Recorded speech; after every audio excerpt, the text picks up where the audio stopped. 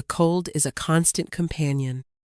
It seeps through the packed earth floor of the hut, a damp, persistent chill that clings to her ankles and works its way into her bones. Alara pulls the threadbare blanket tighter around her shoulders, a futile gesture. The wool is thin, worn smooth by years of worry and restless nights. It offers no real warmth, only the memory of it. Outside, the wind howls a mournful song through the pines of the Blackwood territory. It's a sound she knows better than any other. The whisper of needles, the groan of ancient trunks, the lonely cry of a world that has cast her out. She is an Omega, the lowest of the low, a wolf born to soothe, to nurture, to be the soft heart of the pack, but she is a broken one. A phantom ache pulses over her heart, a dull, thrumming reminder of the bond that was severed. Ronan. His name is a bitter taste in her mouth, like ash and regret. He had been her everything, the alpha she was promised to, the future she had foolishly allowed herself to dream of. He'd been handsome, strong, celebrated, and he had chosen her. For a time. Then came the fever, a wasting sickness that had swept through the village when she was just a pup, stealing her breath and leaving her with a rasp in her throat. It had scarred her vocal cords, they said. It had ruined her gift.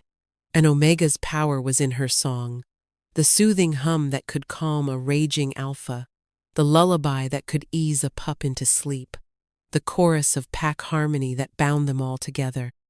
Her song was gone. What was left was a whisper, a fragile, reedy sound that cracked and broke under pressure. Ronan had held on for a year after that, his patience wearing thinner with each failed attempt she made to join the pack songs. His embarrassment grew, curdling into resentment.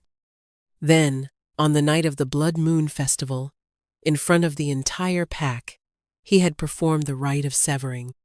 He had pressed his palm to her heart, declared her unfit, a broken instrument, and shattered the bond between them. The pain had nearly killed her, but the shame was worse. The shame was a living thing, a shadow that followed her from her cot to the stream where she washed her clothes, to the edge of the village where she was allowed to collect scraps left for the forgotten. Now, she lives here, in this hut on the fringe of the territory, just far enough away that her failure isn't a constant, visible blight on the pack's pride. A sharp rap on the flimsy wooden door makes her jump. It's a sound she rarely hears. No one comes this far out unless they have to. She doesn't answer. Her heart hammers against her ribs, a frantic, trapped bird. Maybe they will go away. Alara, a gruff voice calls. It's Jorik, one of the pack enforcers. His tone is impatient, devoid of warmth. The Alpha summons you. All are required at the Great Hall tonight. No exceptions. The Alpha King is visiting. The news had trickled down even to her. Whispers of a legendary, almost mythical figure arriving from the northern mountains. Kylan, the Alpha of Alphas. They said he commanded 1,000 packs, that his wolf was the size of a pony, that his eyes could freeze a man's blood. They said he was here to assess the strength and loyalty of the Blackwood pack. Fear, cold and sharp, lances through her. The Great Hall, a place of warmth, light, and community she has not been welcome in for 5 years. A place filled with faces that look at her with pity, with contempt, or worst of all, with nothing at all. I hear you breathing in there, Jorik growls. The king has commanded it.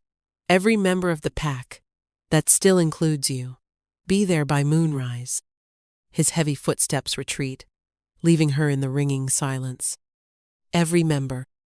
The words are a sentence. She is being dragged back into the world that spit her out, forced to stand in the light where everyone can see her scars. There is no refusing. Defying a pack alpha's summons was a crime. Defying the Alpha King was suicide. She rises slowly, her joints protesting the cold. In the corner of the single room, A small, cracked piece of a mirror leans against the wall. She avoids looking at her reflection most days. Today, she forces herself. The woman who stares back is a wraith. Pale skin, stretched tight over sharp cheekbones, wide eyes that hold too much sorrow, and hair the color of faded straw. She sees the ghost of the girl she was, but mostly, she sees the labels they have given her.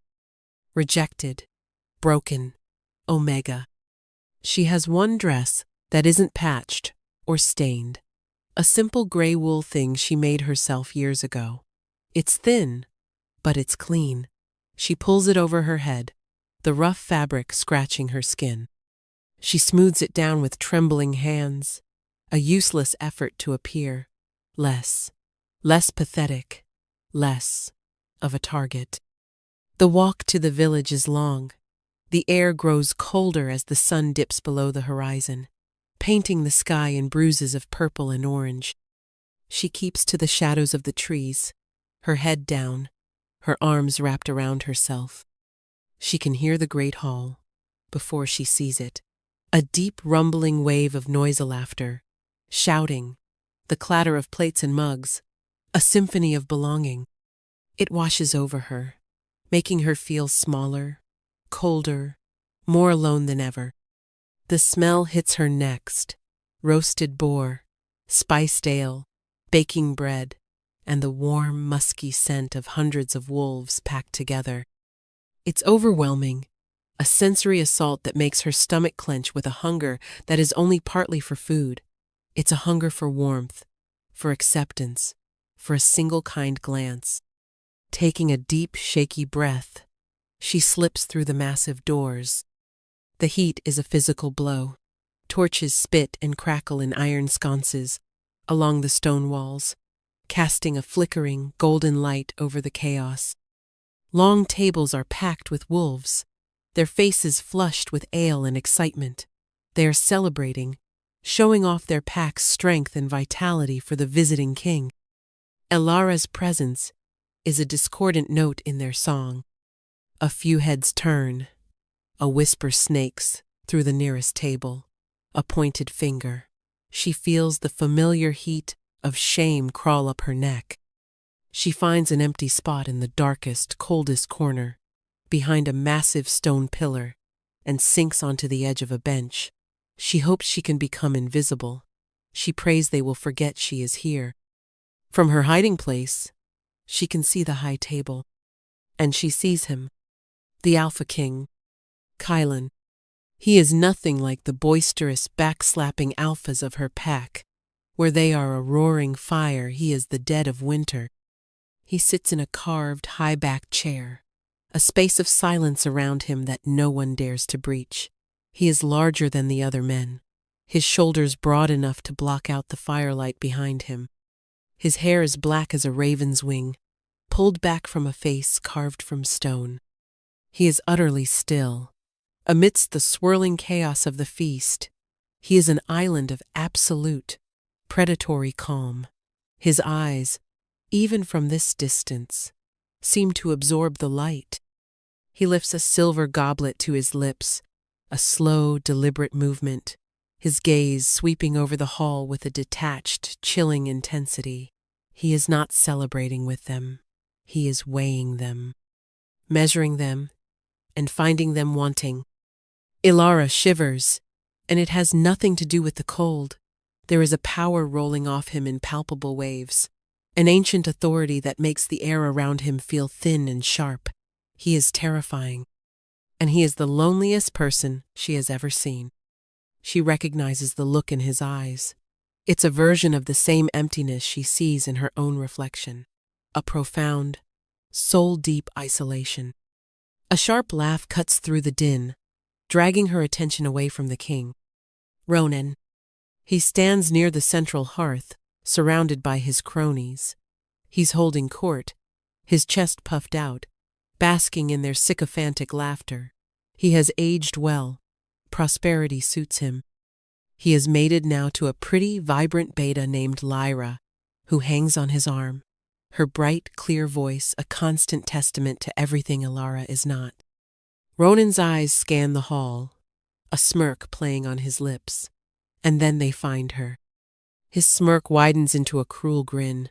Recognition dawns, followed by a flash of calculated malice. He leans in and whispers something to his friends. They turn, their gazes following his. The laughter that follows is different. It's not joyous. It's sharp and pointed.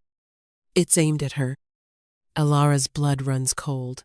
She tries to shrink further into the shadow of the pillar, but it's too late. He has seen her, and Ronan has never been one to let an opportunity for cruelty pass. He raises his voice, pitching it to carry over the noise. "Alpha Marcus!" He calls to their pack leader at the high table. "We have been regaling our esteemed guest with tales of our pack's strength, our hunter's skill, our warrior's valor. Alpha Marcus, a bluff, aging wolf, whose primary concern is keeping the peace, nods enthusiastically. As we should. Only the best for the Alpha King." "But," Ronan continues, his voice dripping with false sincerity, "we have neglected to share our pack's more unique gifts. We have music. A songbird of our very own, hidden away in the rafters." A ripple of understanding, of dawning, vicious amusement flows through the crowd. They all know who he means. They all know what he is doing. Alara's breath catches in her throat. "No, please no." "An excellent idea," Alpha Marcus booms, oblivious or simply uncaring of the cruelty. He's desperate to please the king. "A song to honor our guest. Alara, come forward." Her name hangs in the air. The hall falls into a hush. Hundreds of pairs of eyes turn, searching the shadows. They find her, a cornered animal caught in the hunter's snare. The silence is worse than the noise. It's a heavy, suffocating blanket of anticipation. They are waiting for the punchline, waiting to see the broken Omega humiliate herself. Ronan's grin is triumphant. He has trapped her. Every instinct screams at her to run, to flee the hall, the village, to disappear into the woods, and never come back, to be a coward. It would be so easy. But then she remembers the years of scorn, the whispers, the pity, the utter, crushing indifference. If she runs now, this is all she will ever be, the broken thing that shattered completely. Something inside her, a tiny, resilient ember that has refused to be extinguished, glows with a defiant heat. She thinks of her grandfather. He was old, his wolf faded, but his eyes were kind. He had been the one to teach her the old songs, the ones no one sang anymore. Songs not of battle and glory, but of the earth, of the moon, of the secret heart of the world. "Your voice isn't for shouting, little bird," he used to say, his voice a low rumble. "It's for listening. Some songs aren't meant for the ears. They're meant for the soul." He had died a year after her fever. She hadn't sung a note since. She looks past the mocking faces, past Ronan's sneer, to the high table, to the king. His expression hasn't changed. His gaze is still distant, bored, unimpressed. He is a man made of ice and shadow. He expects nothing from her. They all expect nothing but a pathetic failure. And in that moment, the fear is eclipsed by a sudden, sharp surge of anger. An anger at Ronan, at the pack, at a world that judges a thing by its volume and not its worth. She will not give them the performance they want. She will not try to sing their songs of strength and stumble over the notes. She will not humiliate herself for their entertainment. Fine. They want a song? She will give them one, but it will not be for them. Slowly, unsteadily, Alara gets to her feet. The movement feels monumental, as if she is pushing against the weight of the entire world. She keeps her eyes down, fixed on the stone floor as she walks from the safety of her shadow into the center of the hall. Each step is an agony. The silence is a physical thing, pressing in on her, punctuated by a few muffled snickers. She feels naked, flayed open, every flaw and failure on display. She can feel Ronan's smug satisfaction like a heat on her skin. There's a small, raised platform near the hearth where musicians sometimes play. It's empty now, a stage for her sacrifice. She steps onto it, the wood creaking under her slight weight. She forces herself to lift her head. She sees them all, a sea of faces. Some curious, some contemptuous, some openly laughing. Lyra, Ronan's mate, is whispering behind her hand to a friend, her eyes sparkling with malice. Alara's gaze travels over them, over the pack that broke her, and finally lands again on the king. He is watching her now. There is no boredom in his eyes anymore, only a flat, cold assessment. It's the same indifference that has haunted her for years, the casual dismissal of a world that doesn't see her, doesn't care to see her. He is the embodiment of every man, every alpha, who has ever deemed her worthless. That look solidifies her resolve. She will not sing for them. She will not sing for Ronan's cruel satisfaction, or Alpha Marcus's political gain. She will sing for the lonely, broken part of herself that has huddled in the cold for 5 years. She will sing for the memory of her grandfather. And she will sing for the vast, chilling emptiness she sees in the eyes of the king. She closes her own eyes, shutting out the sea of hostile faces. She draws a breath. It's shaky, thin. A few people snicker, anticipating the pathetic squeak they're sure is coming. She doesn't try to project. She doesn't try to be loud. She just begins.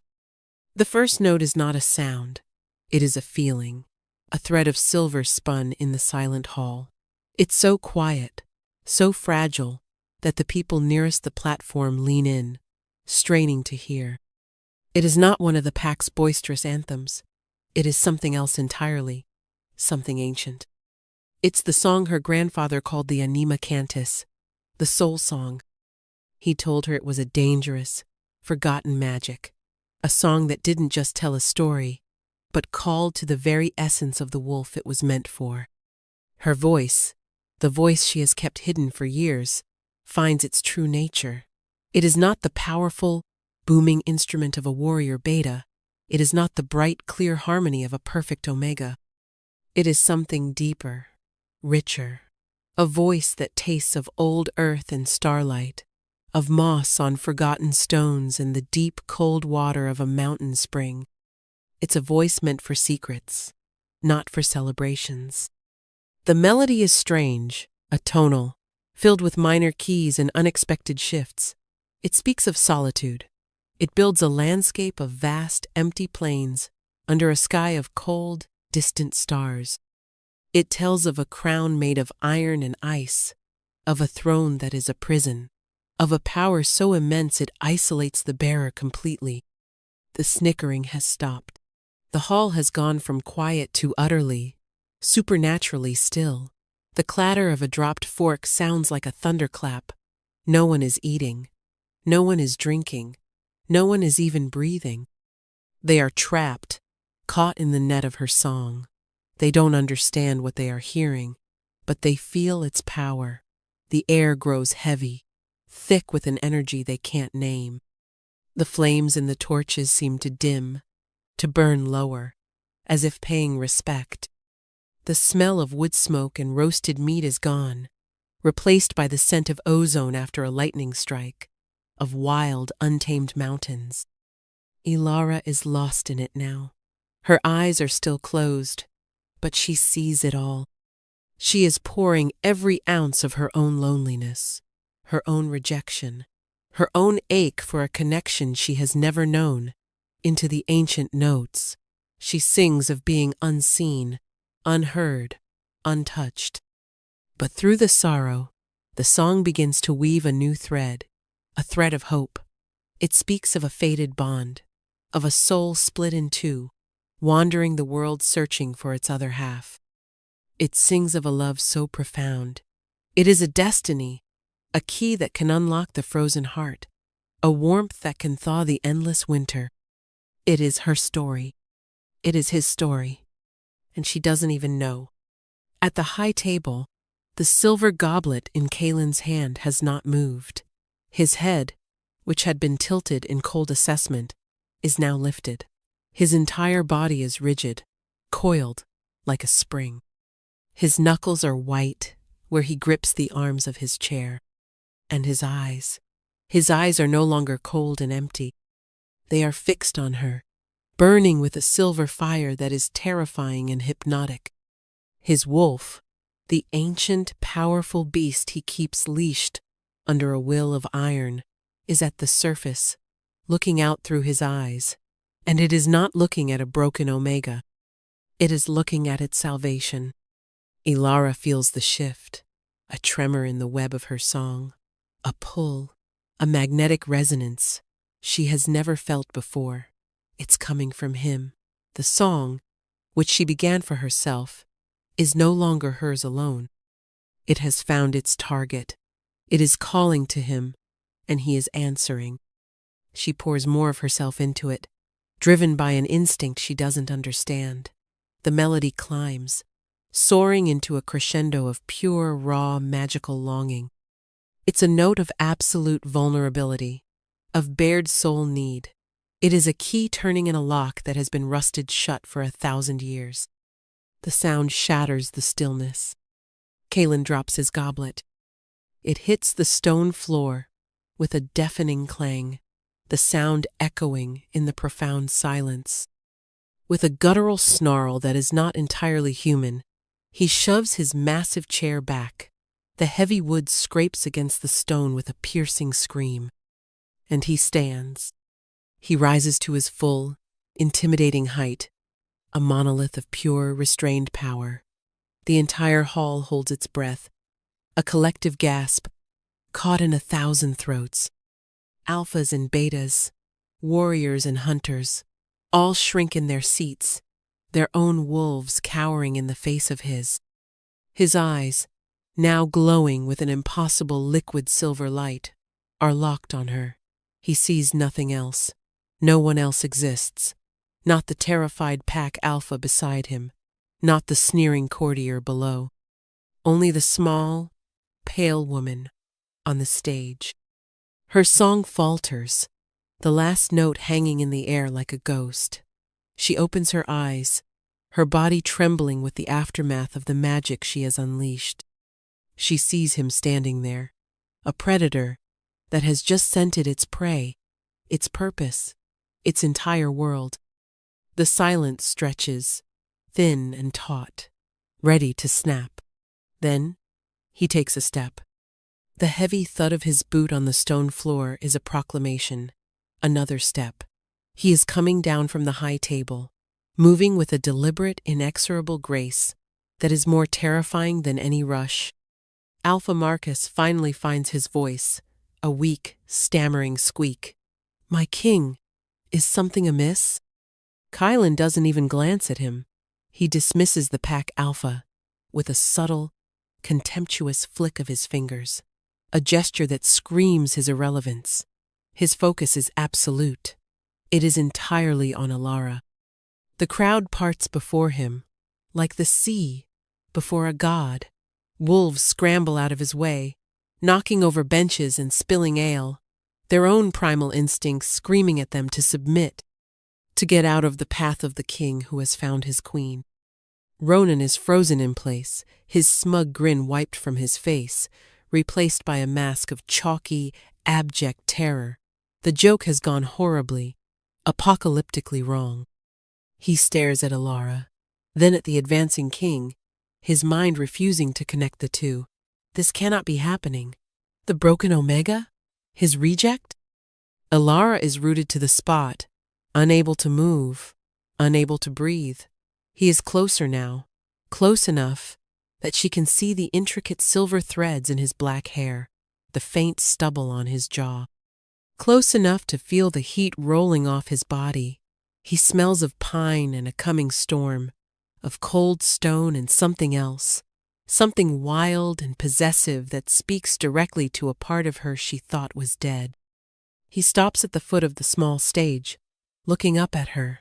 The few feet of distance between them crackles with an impossible energy. It's a tangible force, a humming in the air that makes the hairs on her arms stand up.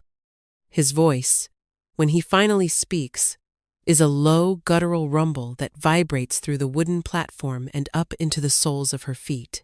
It is not the voice of a man making small talk at a feast.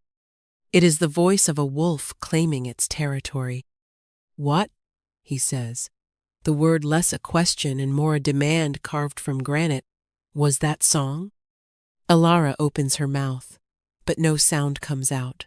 Her throat is tight, her mind a whirlwind of fear, and a strange, terrifying sense of homecoming. He takes the final step, mounting the stage to stand before her. He looms over her, a mountain of a man, eclipsing the light from the torches. They are in their own world now, the rest of the hall forgotten. He reaches out, not to touch her, but his fingers hover in the air just inches from her face, trembling with a restraint that seems to cost him everything. "Who taught you that song?" he growls, softer this time but more intense. The silver in his eyes is swirling, a storm of emotion she cannot begin to decipher. There is rage, yes, but also disbelief, reverence, and a deep, aching pain that mirrors her own. My grandfather," she whispers, her voice a thread. A muscle feathers in his jaw. He closes his eyes for a fraction of a second, as if struck by a physical blow. When he opens them again, the storm is raging. No one has sung the Anima Cantus in 500 years. He breathes, the words a secret shared only between them. It is not a song for just any wolf. It can only be sung by the other half of a soul. It is a call that only one can answer. His meaning hangs in the air, impossible and undeniable. The stares of the pack, Ronan's horror, the political machinations sit, all fades to nothing. There is only the truth, raw and terrifying and beautiful, standing inches from her face. He looks at her, truly looks at her, and she sees the loneliness she recognized earlier shatter, replaced by a fierce, possessive recognition that steals the air from her lungs. He says the word, the one word that changes everything, the word that redefines her past, her present, and her future, the word that damns Ronan to an eternity of regret and elevates her from the dirt to the sky. Mate. The word is a vow, a brand, a claim. It settles over the hall, and the last vestiges of reality crumble. The broken, rejected Omega and the Alpha King. It's a fairy tale. It's an impossibility, and it is happening. For a moment, seeing the sheer terror and awe on her face, a flicker of something else crosses his features. Guilt. He sees not just his mate, but a frightened woman who has been dragged into the center of a storm she didn't ask for. His possessive, primal instinct wars with a sudden, fierce need to protect her, even from himself. He takes a half-step back, his expression hardening as he tries to regain control, to push her away for her own safety. "This changes nothing," he says, the words clipped, harsh. A lie, a desperate attempt to shove the world back into an order he understands. You should not have sung that song. It's a test, a retreat, an offer of an escape. He is giving her a chance to deny it, to run. The Alara from an hour ago would have taken it. She would have fled, terrified of the power, of the intensity in his eyes, of the sheer magnitude of what was happening. But the woman who sang the soul song is not the same one who entered the hall. She has touched a part of herself she thought was lost forever. She has faced down her tormentors and found a power she never knew she possessed. She looks at this terrifying, magnificent man, this king who is trying to shield her by rejecting her, and she sees not a threat, but an echo of her own soul.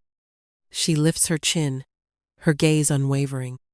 "I sang it for me," she says, her voice quiet, but clear, filled with a strength she didn't know she had. "And I sang it for you." His control breaks. The carefully constructed walls of ice and stone crumble into dust. With a sound that is half groan, half purr, he closes the distance between them, his large, calloused hands coming up to cup her face, his touch shockingly gentle, as if he is holding the most precious, fragile thing in the universe. "Ilara," he whispers, her name, a prayer on his lips.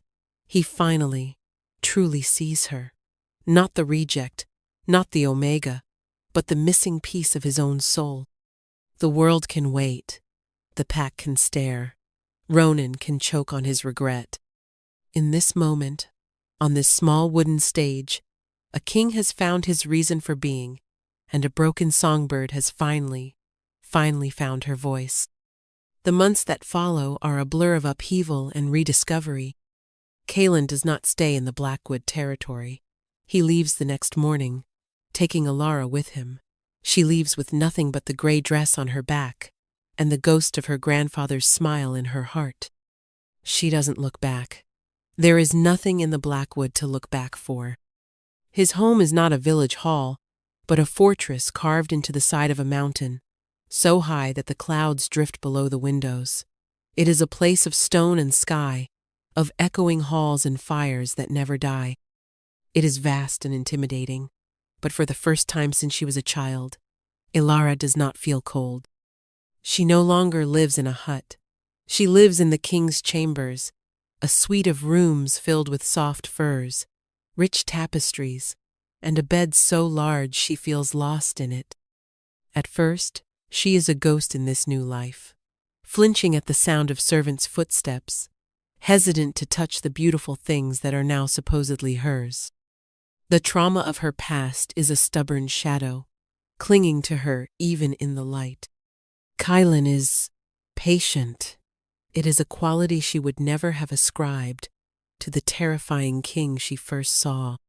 He is still a creature of immense power and fierce intensity, but with her, there is a gentleness that is breathtaking. He never pushes, never demands. He watches her with those stormy silver eyes, learning her silences, her fears, the map of her sorrow. He brings her books from his library. He has a small, beautiful garden of hardy mountain flowers, cultivated in a glass-walled solarium, and he takes her there, sitting with her for hours in comfortable silence. He learns that she loves the smell of fresh earth and the feel of sunlight on her skin. He, in turn, learns to be vulnerable. One night, as they sit before the fire in their chambers, the wind screaming its lonely song outside, he finally tells her the full story. "My line is old," he says, his voice a low rumble. "Cursed, some say. Blessed, say others. The first king made a pact with the moon spirit. For ultimate power, his soul would be split. He and his mate would be born generations apart, destined to search for each other. Without his other half, the king is only half-formed. Strong, yes, but incomplete. His power is a cold, hollow thing." He looks into the fire, his expression haunted. "I have spent my life feeling it, the emptiness, the missing piece of me. I traveled from pack to pack, assessing their strength.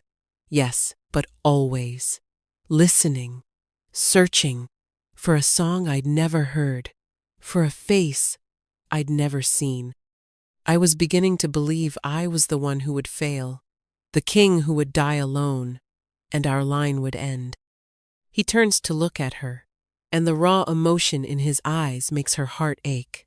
"And then you, in that hall, a place of loud boasts and empty pride, and you sang the song of my soul back to me. You, who they called broken." "They were wrong," she whispers. finding the courage to reach out and lay her hand on his arm. His muscles are like steel beneath her touch, but he does not pull away. "They were fools," he corrects her, his voice thick with a lingering rage on her behalf. He covers her hand with his own, his large palm engulfing hers. "Your song. It wasn't broken, Alara. It was just tuned to a different frequency. It was never meant for them to hear. It was only ever meant for me." In that moment, the last of her fear of him melts away, replaced by a fierce, protective love that mirrors his own. He is not just her mate, her king. He is Kaelin, the other half of her soul, who is just as lost and lonely as she was. Her new status is made formal a month later. It is not a boisterous feast, but a quiet, sacred ceremony held at the mountain's peak under the full moon. The elders of Kaelin's own pack, ancient wolves with eyes that see more than the physical world, anoint her with sacred oils and declare her Regina Anime, the queen of the soul, his Luna, his equal. She wears a gown of midnight blue silk that shimmers like the night sky. She is no longer a wraith in gray wool. She is a queen, standing beside her king, not behind him. She has found her place. Several months after the ceremony, duty requires Kaelin to return to the territories to the south. One of them is the Blackwood Pack. He asks if she will accompany him. He tells her she doesn't have to, that he will raze the entire pack to the ground for what they did to her if she asks it. She thinks about it for a long time. The thought of facing them all again, of seeing Ronan, sends a tremor of the old fear through her. But she is not the same woman who fled in the night. "I will go," she says, her voice steady. "I will not let them be a shadow I have to run from." When they arrive, the reception is starkly different. The entire pack is assembled, not in the hall, but outside the village gates, their heads bowed in submission and terror. Alpha Marcus looks as if he has aged 20 years. Alara stands beside Kaelin, her hand resting in the crook of his arm. She doesn't hide. She doesn't flinch. She meets their terrified gazes with a calm, quiet dignity. And then she sees him. Ronan. He stands with his mate, Lyra, at the edge of the crowd. He looks terrible. He has lost weight, and his eyes are hollow, filled with a haunted, desperate regret. Lyra is no longer sparkling with malicious glee. She looks frightened, staring at Alara as if she were a vengeful goddess returned from the dead. As Kaelin speaks with Alpha Marcus in low, menacing tones, Ronan breaks from the crowd and takes a hesitant step forward. He means to approach her, perhaps to apologize, to beg, to try and explain away his cruelty out of sheer, pathetic fear for his own life. Kaelin senses the movement without even looking. A low, possessive growl rumbles in his chest, a sound like an earthquake starting deep within the mountain. It freezes Ronan in his tracks, his face ashen. But it is Alara who delivers the final blow. She turns her head and looks directly at Ronan. She doesn't say a word. She doesn't have to. She simply gives him a look. It is not filled with hatred or anger or even triumph. It is filled with pity. In that single, quiet glance, she tells him everything, that he is small, that he is insignificant, that his cruelty, which defined her world for so long, is now nothing more than a footnote in a story that has become infinitely larger than him. She has not just moved on, she has ascended to a place he cannot even comprehend. He visibly flinches, as if struck. He stumbles back, his face crumbling. He has been dismissed, erased. The finality of it is more devastating than any punishment Kaelin could have devised. Alara turns her attention away from him, back to her mate, and does not give him another thought. He is in the past. He is nothing. That night, she stands with Kaelin on the highest balcony of his mountain fortress, looking out at the world spread below them. The stars are so close here, bright and sharp in the cold, clean air. A blanket of white snow covers the peaks, glowing under the light of the moon. It is peaceful. It is home. Kaelin comes to stand behind her, wrapping his strong arms around her waist and pulling her back against his chest. He rests his chin on her shoulder, his warmth a solid, comforting presence at her back. They stand in silence for a long time, two halves of a whole, watching the quiet majesty of their kingdom. She thinks back to the cold, packed earth floor of her hut, to the thin, useless blanket, to the profound loneliness that had been her only companion. She remembers the girl who believed she was broken, worthless, because her voice was not like everyone else's. How strange, she thinks, that her greatest perceived weakness, the very thing she was rejected for, was the one thing that could call a king across a continent. It was the one thing that could heal a soul as lonely as her own. Her flaw was not a flaw at all. It was a key, waiting for the right lock. Kaelin nuzzles her neck, his breath warm against her skin. "What are you thinking about?" he murmurs, his voice soft, meant only for her. She leans back into his embrace, a real smile touching her lips, a smile of pure, unadulterated peace. "Nothing," she whispers, turning her head to press a soft kiss to his jaw. "And everything." He holds her tighter, his heart beating a steady, strong rhythm against her back. Together, they watch the moon climb higher in the sky, two souls no longer wandering, but finally home.